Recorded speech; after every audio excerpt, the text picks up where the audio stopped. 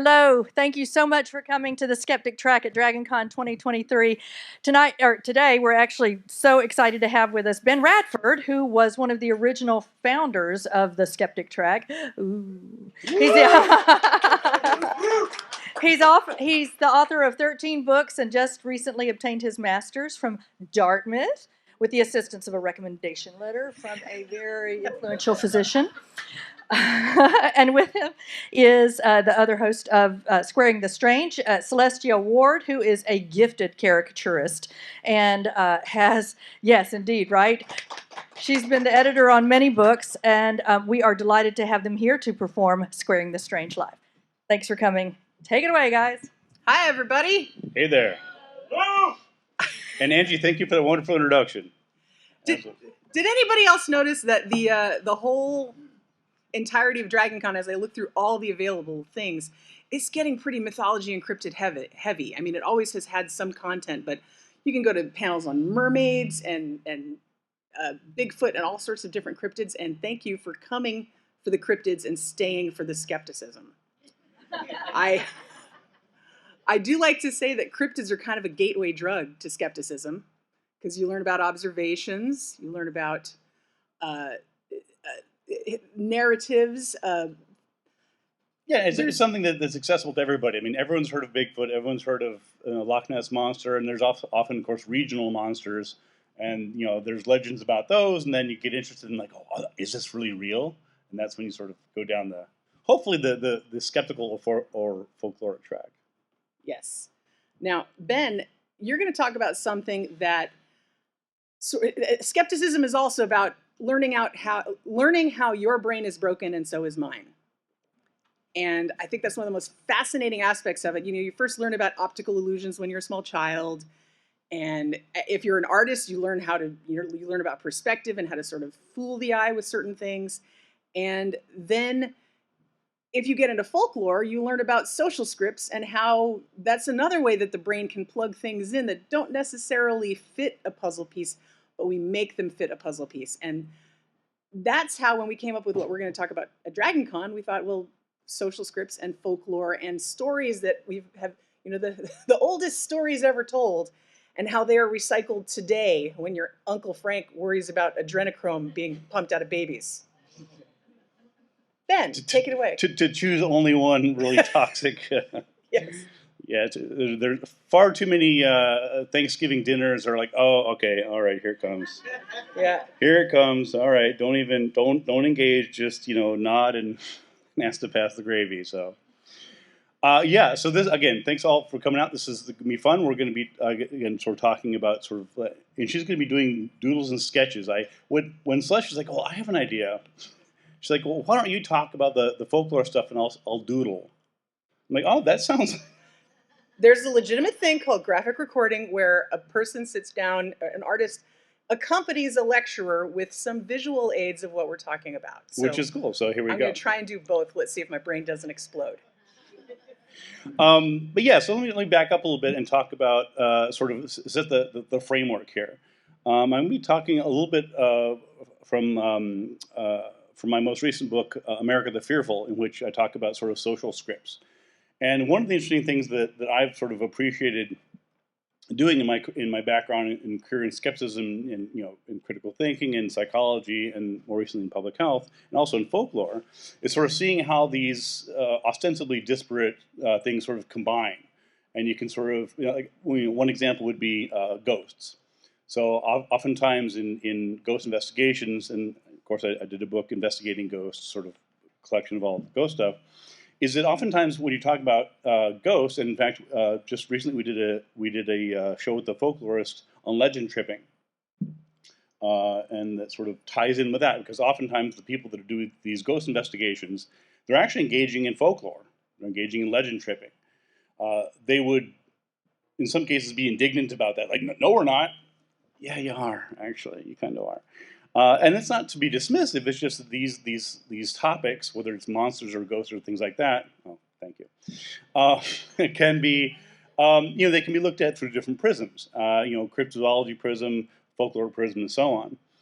And so part of the introduction here is the ways in which the power of story can be harnessed and packaged with assumptions and stereotypes. And we see this, for example, more broadly in terms of legends, right? Before there was written language, there were oral traditions. And if you learn to be a writer, you learn that there's only like 4 basic plot lines. Right. And you can reduce everything down to that. And you can do that with many of the cryptid legends, many of the rumors and weird things you hear about as conspiracy theories. You can sort of see it's almost like, wow, everything's a remake. Mm-hmm. It's all remakes all the way down to Turtles. Right.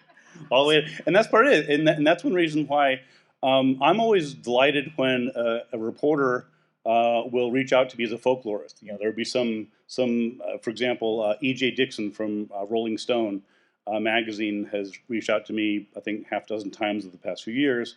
For example, when there was abduction rumors at Target or Wayfair, for example. It's like, what do you make of these Target abduction rumors? Or every Halloween, of course, there's a Halloween sadist, which we'll talk about in a bit. And one thing I like is when a journalist recognizes that this can be and should be viewed through a folkloric prism, because even though people are freaking out about it and thinking this is all real, regardless of whether it's real or not, it's sort of a separate issue. There are patterns that folklorists will recognize and can sort of help people navigate. One of the things I've said on the show often, and my day job is now in PR. I'm a PR coordinator, so it's now my job to package things into stories and present them to the media. So oddly enough, a lot of the podcasting work came in handy for that. But I've often said that the average newsroom needs to have a folklorist on call. I would not disagree. Because fabulous, and I mean that, fabulous stories will go out without any sort of mention of the fact that this story has been retold 1,000 times, even in that region. Yeah. and what it dates back to and different narratives it's drawing upon.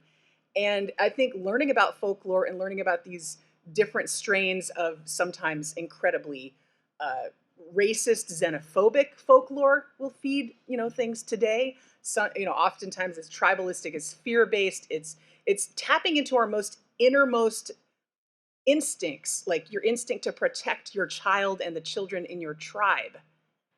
And once you learn about the stories that have evolved from those instincts, it sort of inoculates you to see these when you have Thanksgiving dinner with Uncle Frank.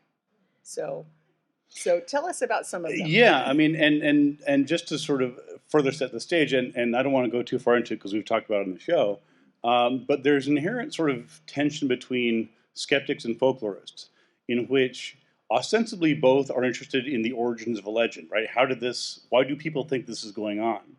But with folklorists, traditionally, they have been reluctant to engage in the truth value, right? So from a folkloric point of view, whether a given rumor is true is kind of irrelevant to traditional folklore. It's like, well, is it true? Is it not true? I don't care.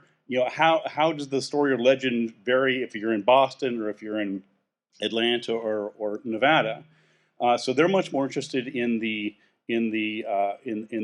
different oral transmission types and different versions and variants.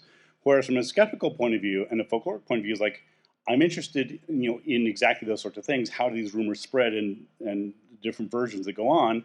But in addition, of course, like, yeah, but is it true? Like, okay, this is all well and good, but at the end of the day, is this something we really need to be concerned about?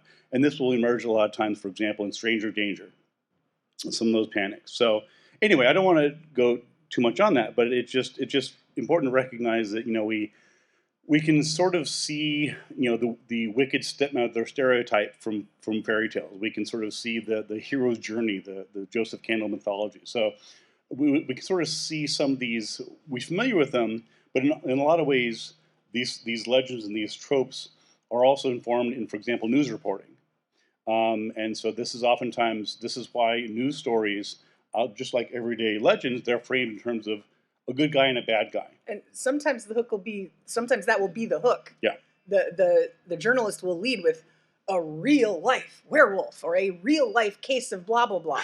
Right. And that's the hook that we've heard this story as a child. And even if it doesn't exactly fit, it fits enough to throw in the headline and people click. So people want to connect, they want to empathize, and when you are trying to empathize with an audience, you get something that will trigger their instinctual, inner clockwork there. Yeah. And if you've heard a story as a fairy tale over and over and over again, that's an easy catch to just tap into that.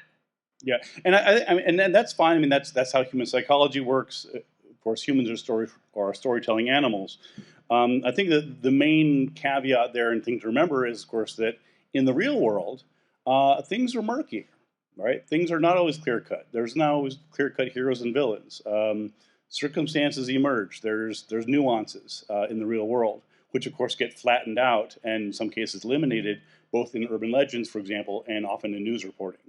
Yeah. So yeah. Anyway, but yeah, so that's sort of the 10-second tour in terms of how to go into that. So we're going to talk about, well, some boogeymen, ideas that emerge that are things you should fear because they will harm you or your loved ones. And is that the oldest, you think, social script? Like, don't go into the woods. You're going to get whatever, scary clowns. Scary clowns. Yeah, I mean, that's a big part of it, right? Is when you look at the sorts of stories that are told, and especially the ones that are passed down to children and also just in communities in general, oftentimes they're inherently xenophobic, right? It's like, watch out for the other. The other is monsters. It's dragons. It's scary things in the woods. It's dark people. It's take your pick. And there's always some outsider that people are warned to be careful of. And this has emerged. Thank you for the scary clown there.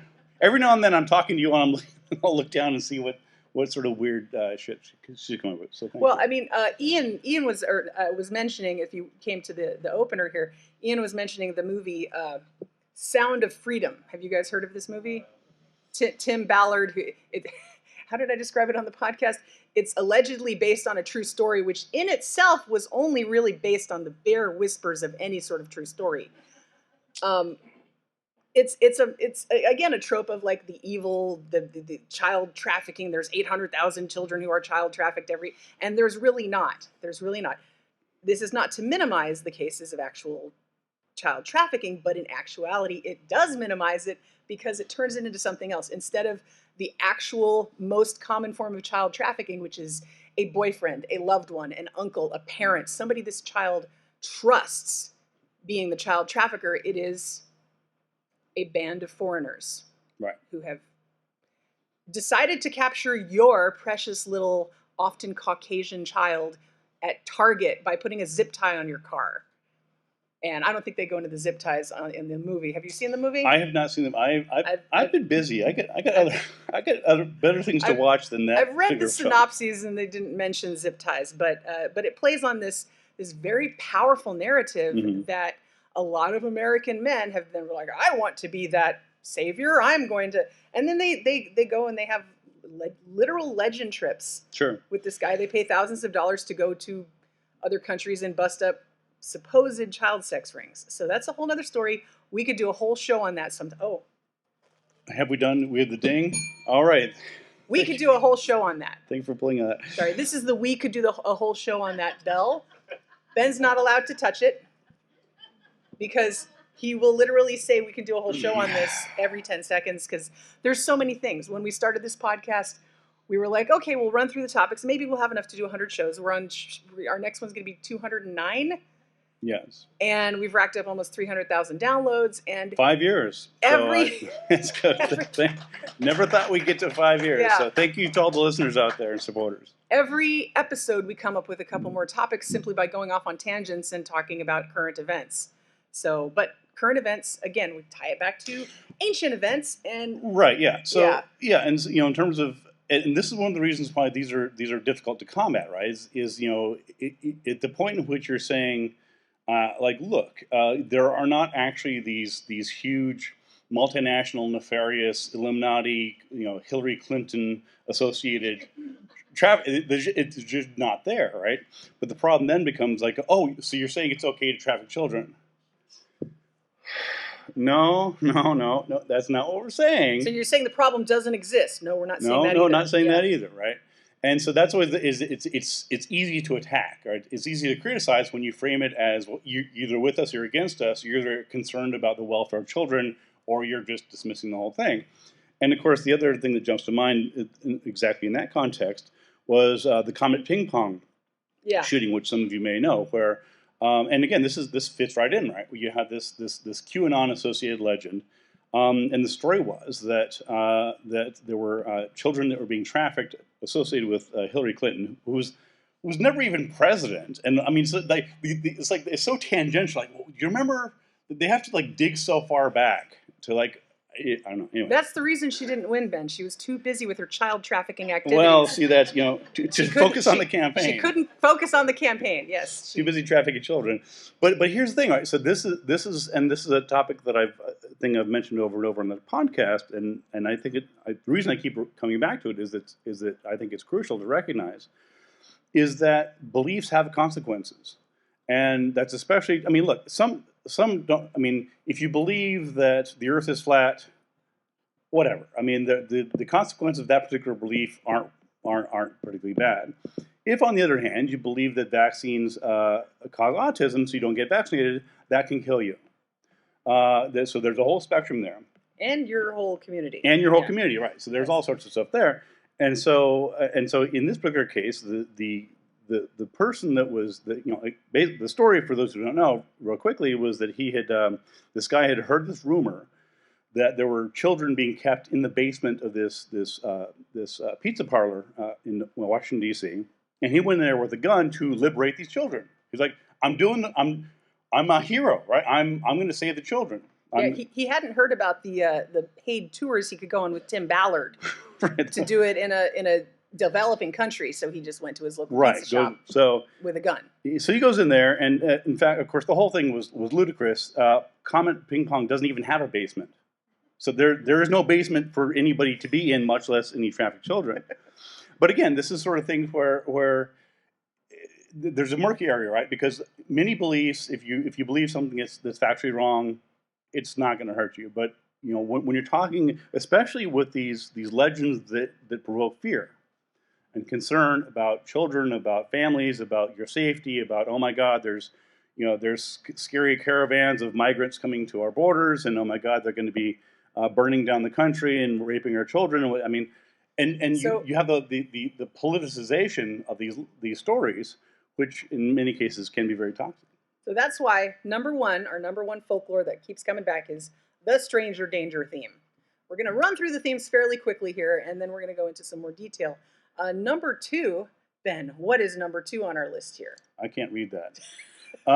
Well, foreigners in general falls into the stranger danger category. So technology and new ways to do things would be the number 2 thing that creates scare folklore. Right, and there's lots of different versions of it. So I'll just sort of, do any of you know or have read about either the Blue Whale Challenge or the Momo Challenge?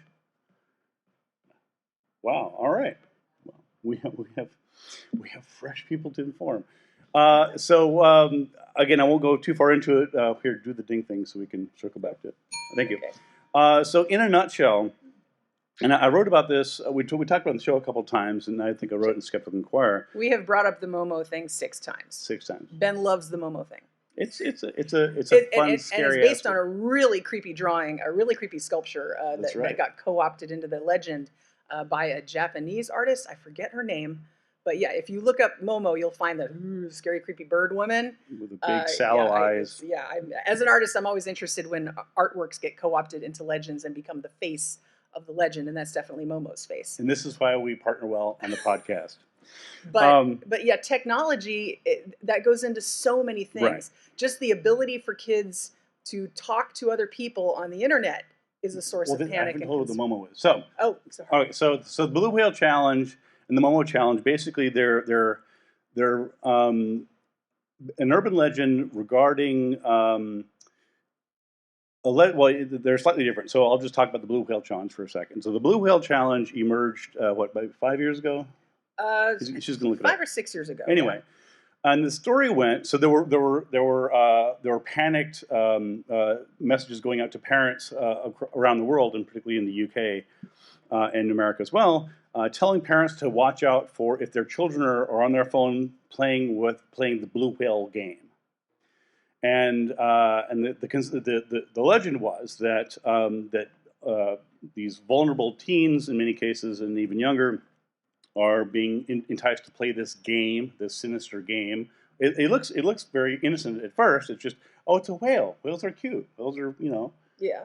But there's something sinister behind it, because the idea is that when they sign on to this, they're actually being enticed by this sort of invisible Svengali-like cyber master sadist to act out. And the idea was that they would be doing increasingly scary and toxic things day by day. So, but for on day 2, you're told to be mean to your teacher. On day 15, there's Momo. On day 15, you're told to torture an animal, and on day 100, you're told to kill yourself. Yes. So the idea is this escalates up until the 100th day, at which point there were allegedly all these child suicides. And they always happened in Russia, and there were never had any names on them. So as a folklore, I'm like, okay, here. So like, who exactly was this? Well, we don't know, but there's thousands of them. Anyway, where I'm going with, and the Momo challenge is actually very similar. The Momo, I think, came like I think a year or two after that. But in both of these cases, you had part of the reason that these legends took hold is that parents were it's the old saying, what are kids today doing? Like, oh, I don't understand the kids' video games, and like they're spending too much time online and things like that. So it's this inherent parental anxiety about what are kids doing? Are they sexting? Are they doing this? Kids are no longer playing with a hoop and a stick like in my day. Right. So it's bad. And this goes back to jukeboxes and Right. television sets. And Right. every new form of technology that's come out has had a band of parents worried about what it will do to their children. Yeah, and again, this is where the fear of technology comes in. It's not a literal fear. It's not that people of a certain age think that their phones are going to blow up. It's the fear of influence. And again, as Celestia mentioned, I mean, there were concerns about what was Elvis's hips doing to America. Yeah. Oh my God. So there's nothing new about this, but it folds in with the series we did on moral panics, which I think. Yeah, the Moral Panic series was fun because literally everything you probably have in your house has caused a panic at some point in time. The Twister game.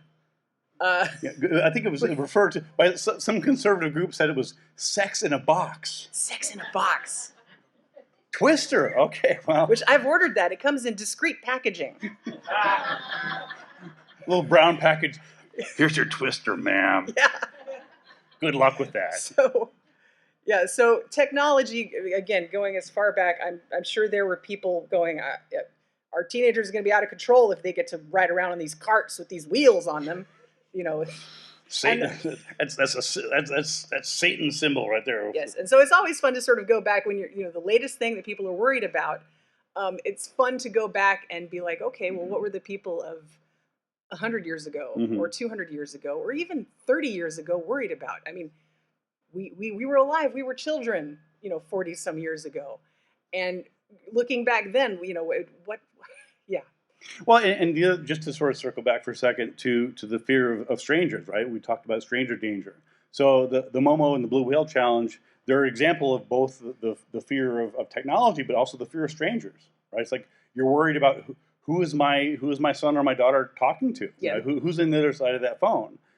Is it just their friends? Is it some sinister sadist in Moscow who's trying to get people to teenagers to kill themselves? The technology will help foster the brainwashing, Right. or in other ways, predatory behavior. Like they're going to be using subliminal messages, Right. to make my child, leave the church and worship Satan. And that gets us to our number 3, which is Satan. Satan. Satan, which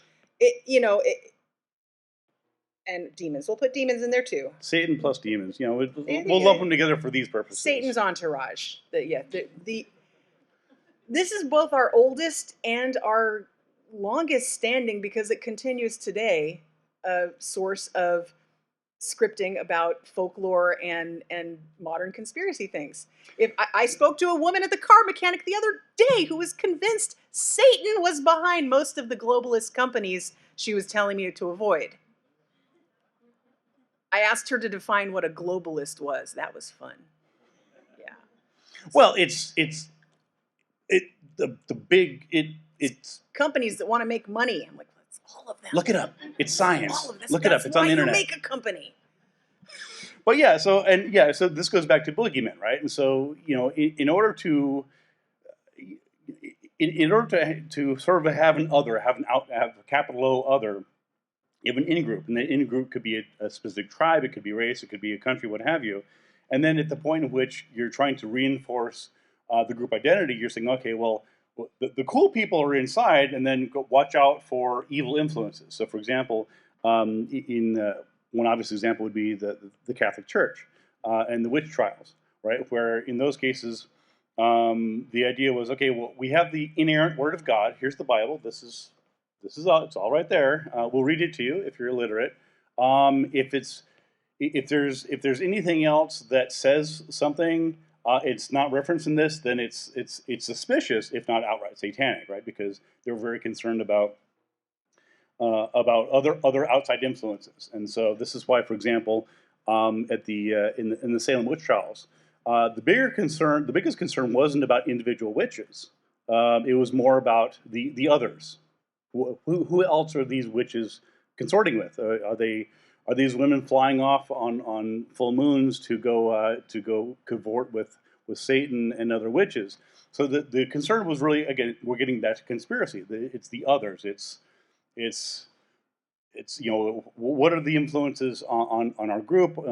Are these witches, you know, are they creating disease? Are they making the crops fail and things like that? So when you have the fear of the unknown, and then you have the sort of xenophobia that's inherent in a lot of these legends, you have a perfect mix and opportunity to create these. Yes, and Satan is like, he's everywhere. The stranger danger, he's behind that. There, all the xenophobic fears of other peoples are, well, those are the people that are controlled by Satan. We're not. They are. Right. And that goes into our next one, which is other people. Other people that look different from you. Yeah, and I sort of touched on that in terms of earlier. I mean, you know, there's lots of examples. The one that's sort of most salient to me most recently, coming through the public health program, and also sort of seeing that emerge in the context of COVID, was sort of seeing how the ways in which other groups are often demonized, and we saw this especially recently with COVID, right, where you had Trump talking about the Kung flu, the Wuhan virus, and things like that. Yeah, Trump's spread of conspiracy theories through nicknames, again, is a whole other show. That's a whole. There we go. We'll circle back to that. But what was interesting was not only at the time, they were also, of course, as I touched on earlier, they were concerned about the infamous caravans coming up through Central and South America, and it was interesting to sort of, and I talk about this in my book America the Fearful, in terms of how they were characterized, because it was really interesting, and in some ways it perfectly fit the standard legends, right? It's like, okay, there's an evil other, the barbarians at the gates, right? They're coming up, and they're going to be here any day now, and they kept being here any day now. I think on Fox News they threw the word hordes around yes. a lot. Lots of hordes. Yeah. And it was interesting because so I was carefully seeing what are they saying about these people, because I've actually traveled a fair amount in Latin America and El Salvador and Honduras, and Nicaragua. So I've been to many of these countries, and I have some idea of the groups that are coming up through there. And what you find is that most of them they're trying to escape record levels of violence, especially in El Salvador. You know, the sky high crime. There's rival gangs. There's economic. You know, there are all sorts of problems, violence, and this and that. So if you actually go in, this was done by the New York Times and others, go interview like who is creating this. You know, who is in these caravans coming up. They were not They were not these sort of disease-riddled, like, oh my God, they've all got typhoid, they've got Ebola, they're going to come up and like, no, that's not what we're talking about.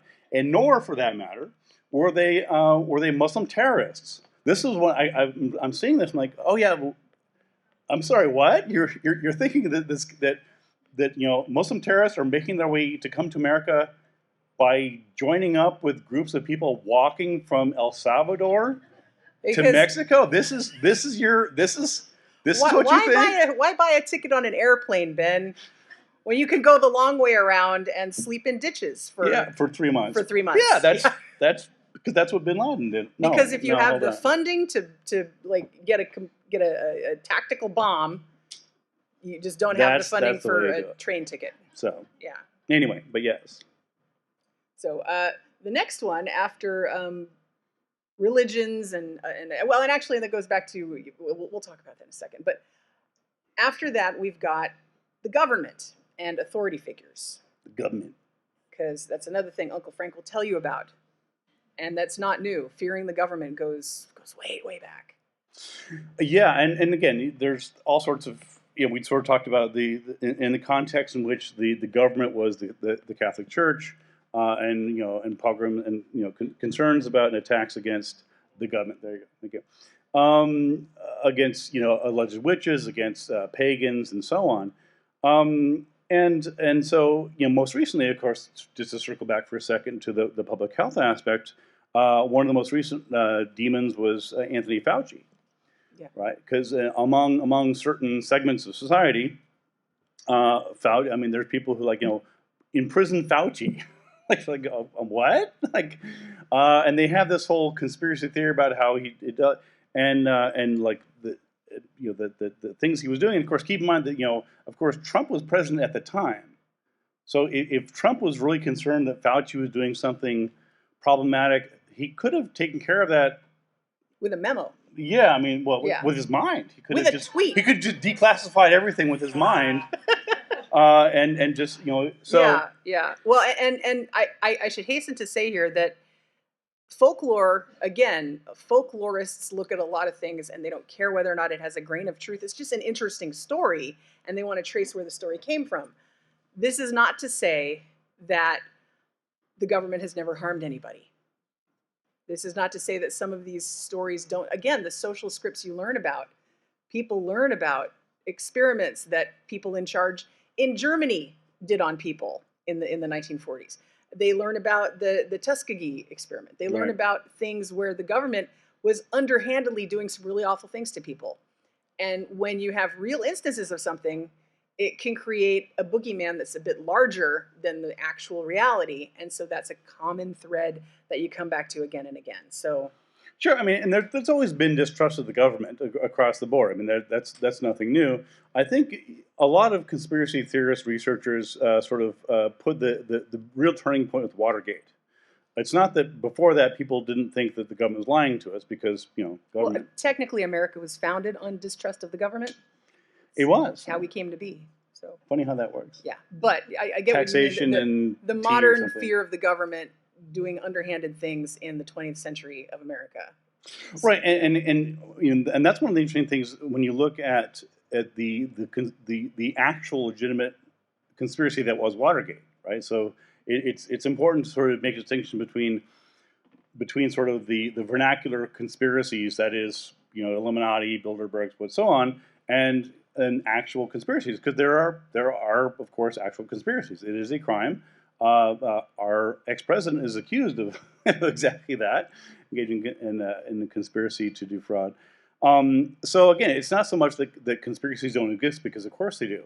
The question becomes, what is the nature of them, and is there sort of evidence from beyond just a sort of a legend tripping version of that? I'm seeing what you're sketching over there. I'm jumping ahead of the game. Another outcropping of government is schools. Fear of, and this is becoming more prominent nowadays, but it was something that was around hundreds of years ago. The school is indoctrinating my child, not teaching my child, indoctrinating my child.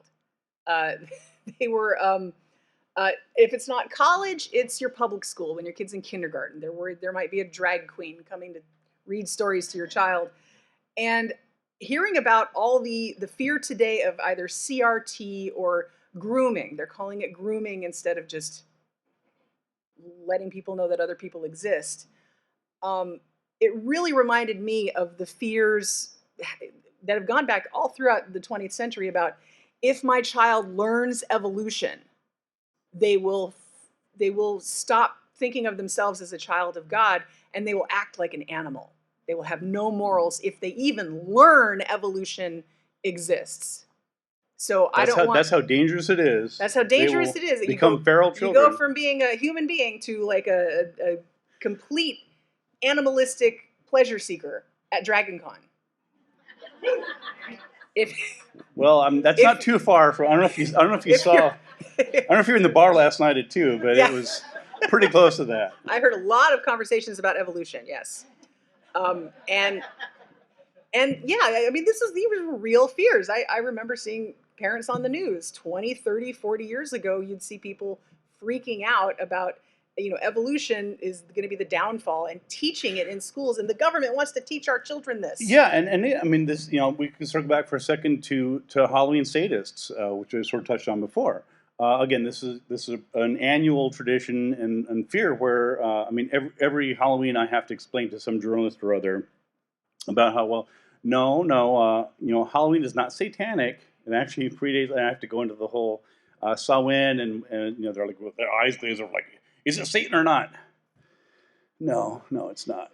But what's interesting is that if you look at the concern, first of all, there's a couple things.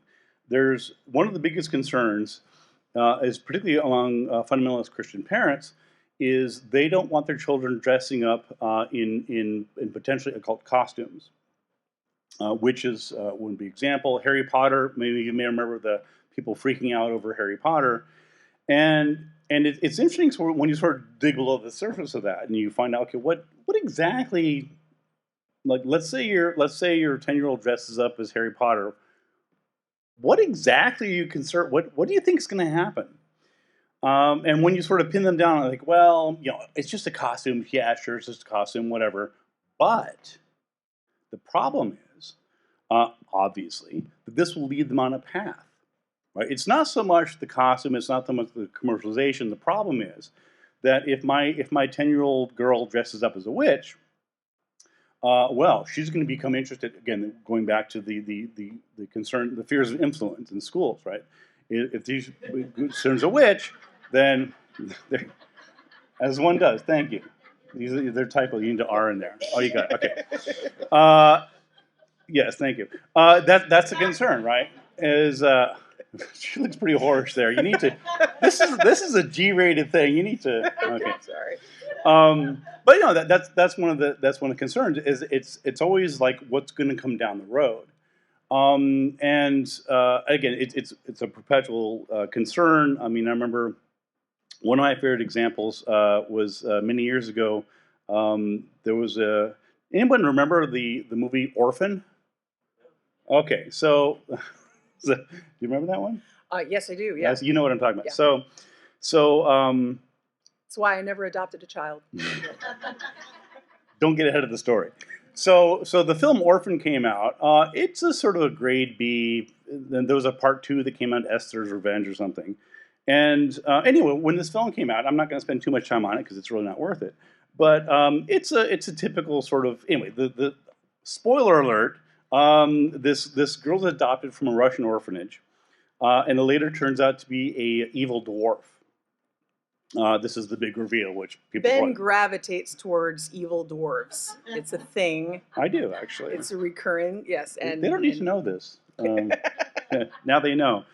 But when the film came out, and I was writing for Discovery News at the time, so I actually wrote a piece on this. There were protests. There were people. There were like organizations that were outraged. They're like, "This must stop.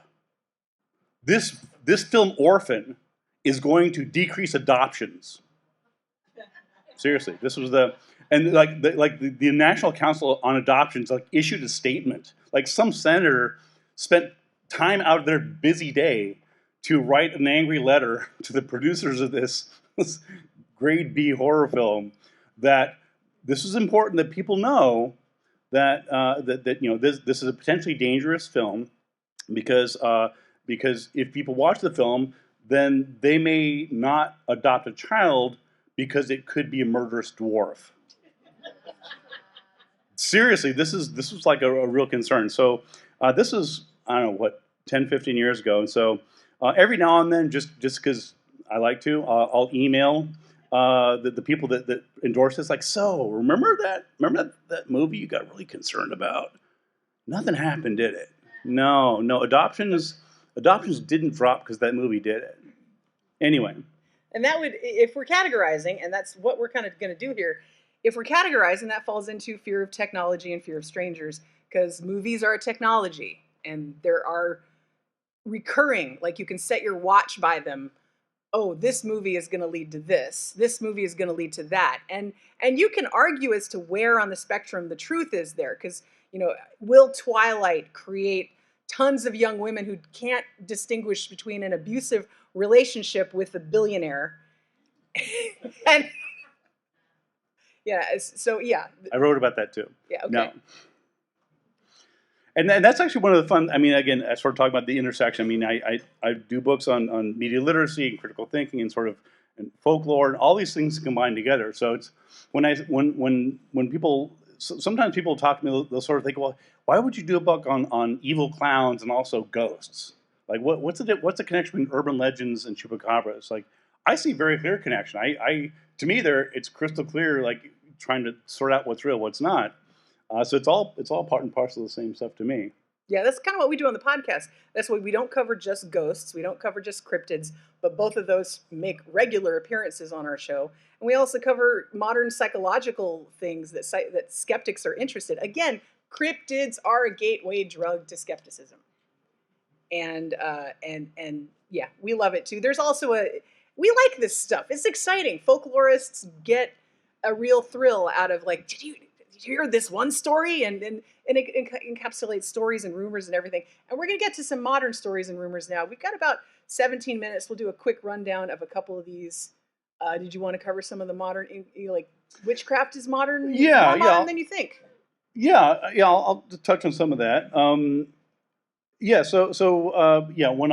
example would be, again, sort of circling back to the fear of others and the capital O, others and strangers. One topic that we've touched on the show, and a friend of the show, Leo Igwe, a wonderful activist from Nigeria and humanist fellow, he's done great work fighting witchcraft accusations. And he has an organization that I support called Advocacy for Alleged Witches. And he's done great work in sub-Saharan Africa and Malawi and elsewhere, trying to get people to recognize that diseases are not caused by witches.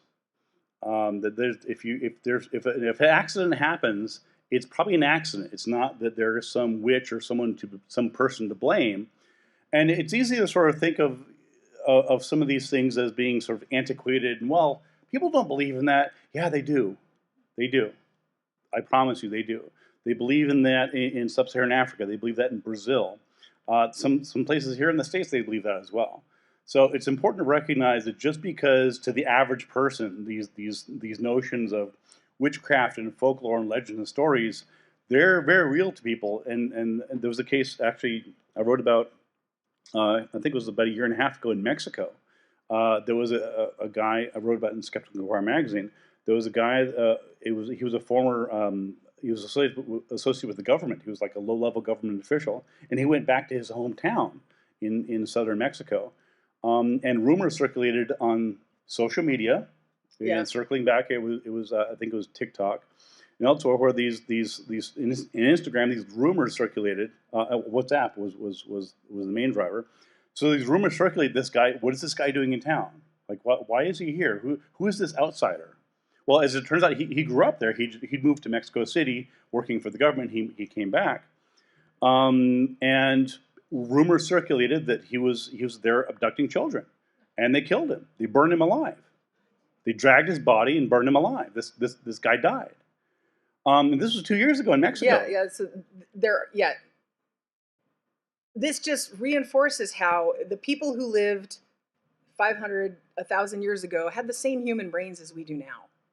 And so in some parts of the world, witchcraft fears are not something you discuss as an olden time thing, like, oh, those Salem witch trials, they happened, and it's not something that has turned into just a playful Halloween costume.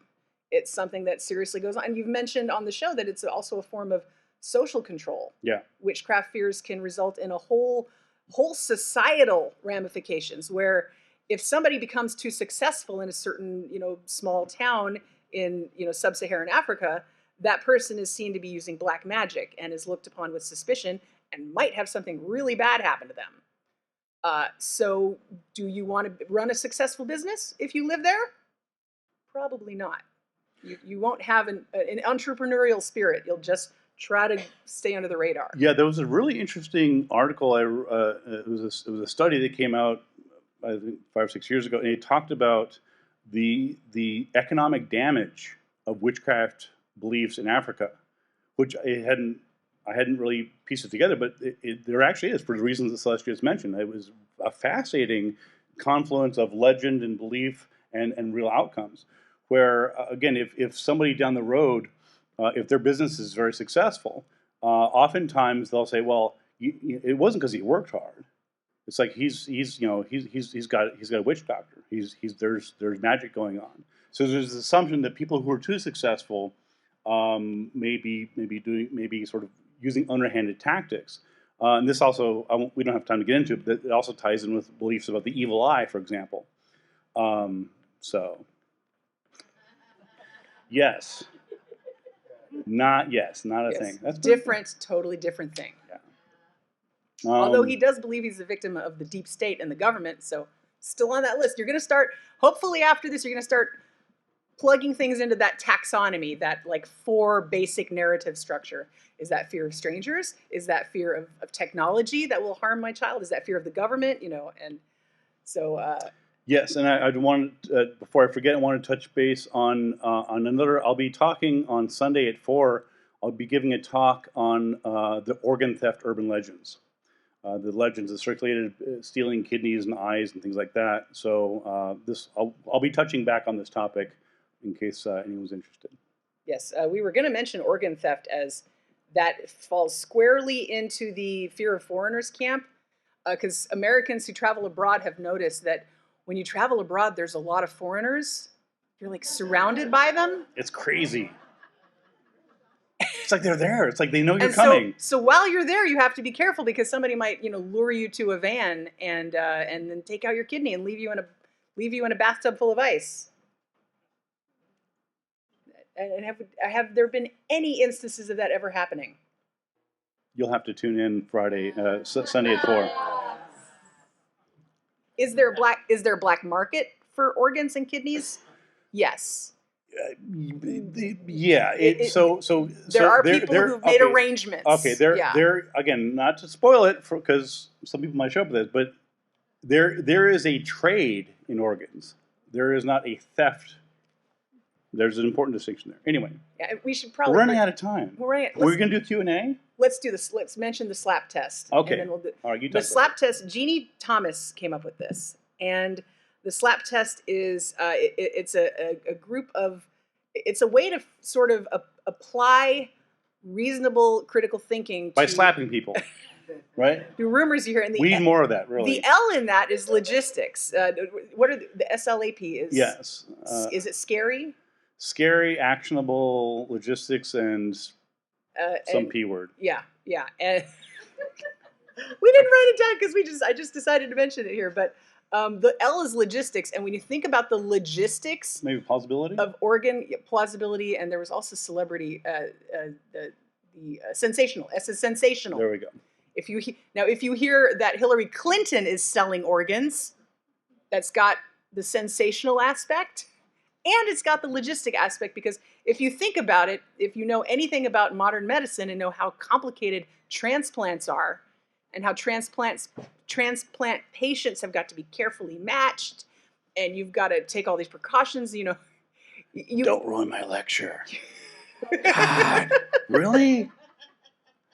You can't, you're not, if you're a billionaire and you've decided you want to harvest an organ from some unsuspecting person walking down the street in Sri Lanka, you're probably not it's probably not your best option.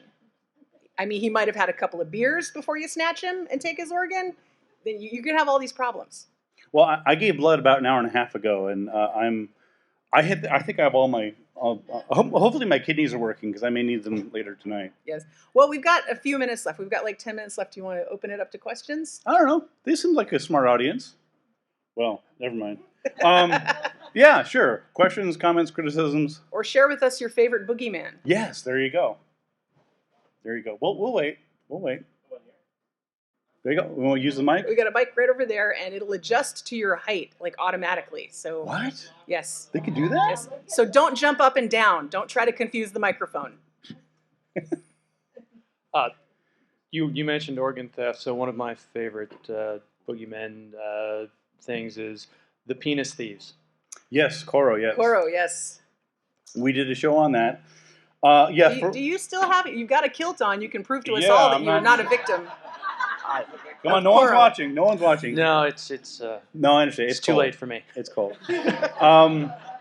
Yeah, so thank you for immediately going right to Dick. Yeah, so as you point out, there is a belief in penis theft, and we did a show on it a while back. Yeah. Okay. What's that? Derek, you're just in time. Into the Dick on stage right. We just got to the good part. Yeah, so yes, there is it's primarily concentrated in sub-Saharan Africa and also in Asia, other places as well, but it's primarily there.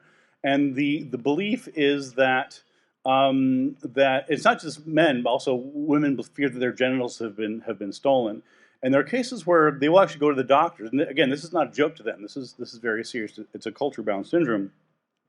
And sometimes they'll actually tie strings around their genitals because they're concerned that someone will actually take it.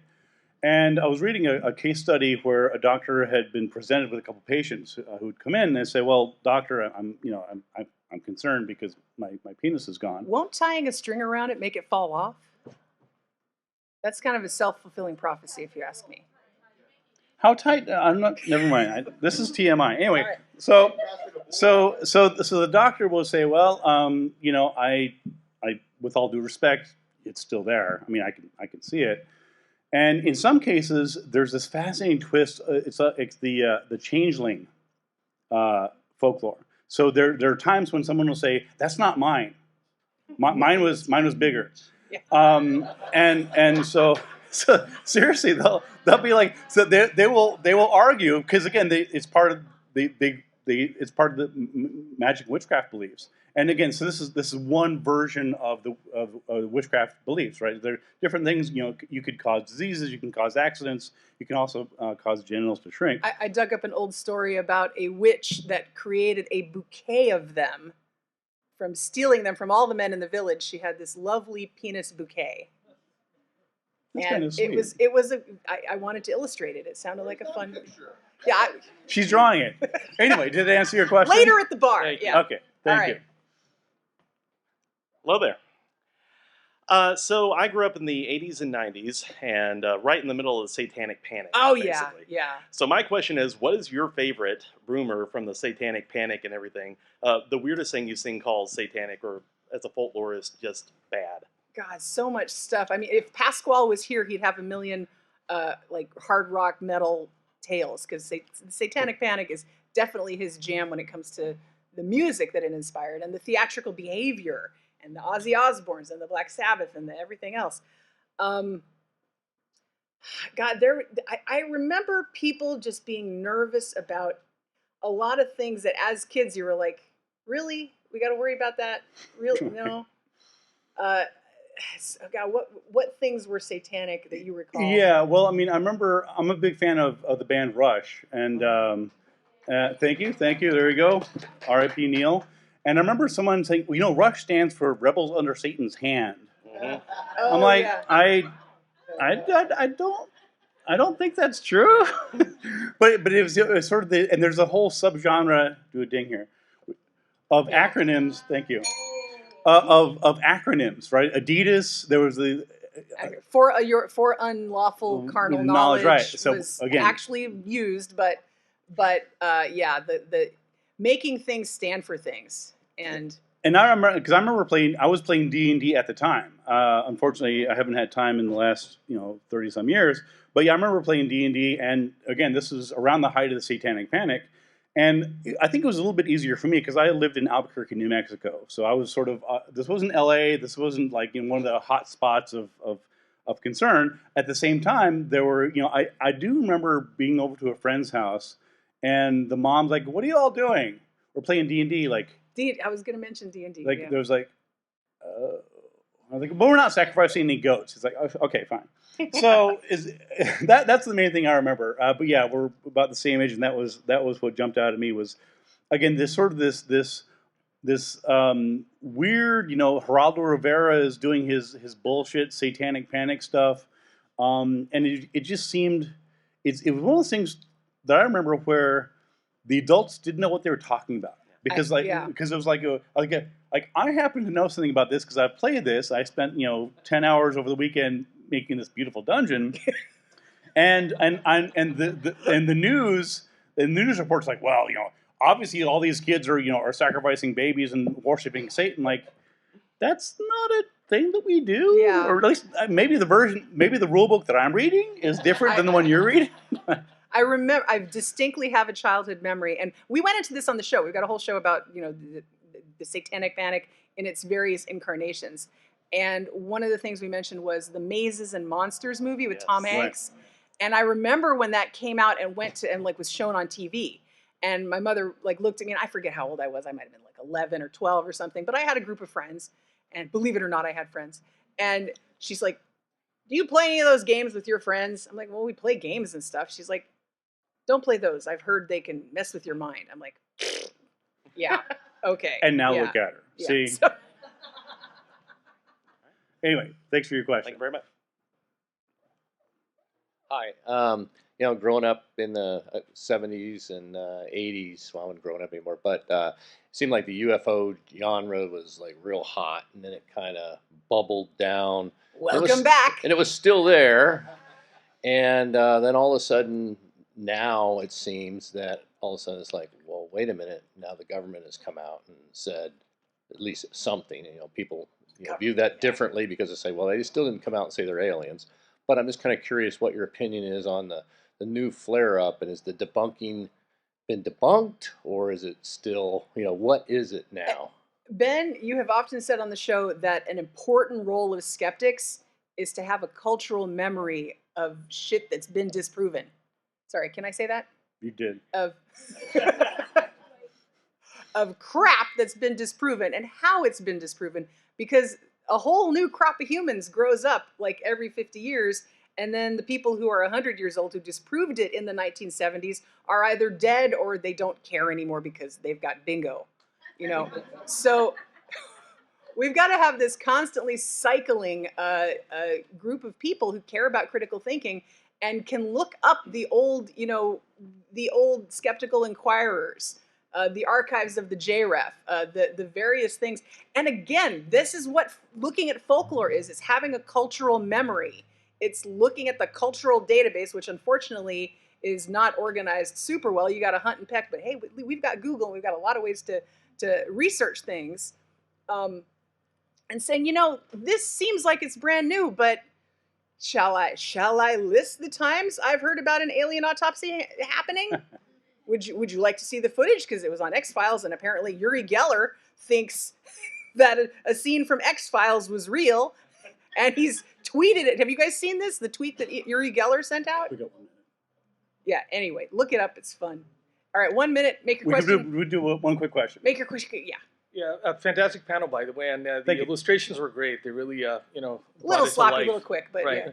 So my question is, Cecilia, you mentioned something really, really fascinating. You said that every newsroom ought to have a folklorist on staff. Yes. So my question is, I was thinking about that. Have you come to the understanding, or I suppose, would you make space in your mind for the possibility that there are some issues that truly are novel, or it might be truly a modern predicament that's contributing to bad reason or bad reasoning? Or would you say that it is always, an extension of or a variation of something more primordial? Well, that's a good question. And working in PR, sort of like folklore. What the thing is, the novelness of something, and novel things are happening every day. Nothing is exactly like everything else. But we're saying your brain wants to process it a certain way. And when your brain processes something new a certain way, it can turn into these other strains of thought that end up a conspiracy theory, a rumor, a belief, a harmful misconception and misinformation. And then it ends up on all these channels, and then old people are scared of it. Sorry, I shouldn't, yeah. There are lovely, brilliant people that are a lot older than me, and I've learned from a lot of them. But I'm talking about the Uncle Franks of the world will start shelling out their cash to these people because they want to get a device that prevents their adrenochrome from being drained. But to get back to your question, are there truly novel things? Yes, of course. But when you encounter a new thing and you want to publicize it, you often draw upon these themes, like a real life such and such story, a Cinderella story. How many times have you seen something show up as a real life Cinderella story? Some person who pitched the story to the media is framing it that way. And they're doing it because they know the writer and the editor will be like, yeah, people will connect with that.